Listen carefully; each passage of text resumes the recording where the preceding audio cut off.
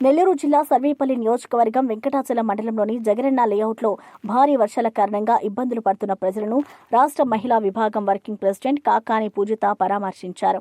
Colony వాసులు కష్టసుఖాలను అడిగి తెలుసుకున్న ఆమె వారికి బ్రెడ్లు, బిస్కెట్లు పంపిణీ చేశారు. ఈ సందర్భంగా కాకాని పూజిత మాట్లాడుతూ పేదల కోసం జగన్మోహన్ రెడ్డి చేపట్టిన జగనన్న కాలనీ కార్యక్రమాలు ఇప్పుడు విపత్తు సమయంలో ప్రజలకు రక్షణగా నిలుస్తున్నాయని అన్నారు.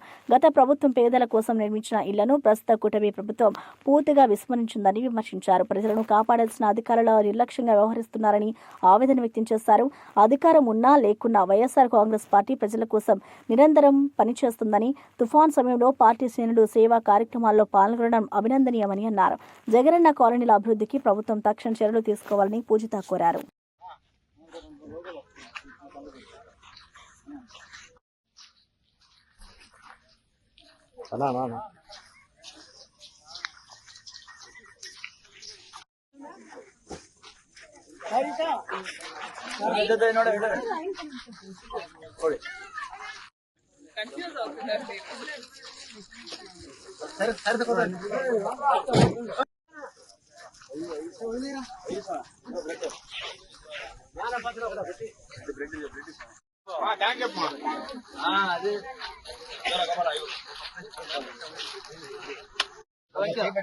రైట్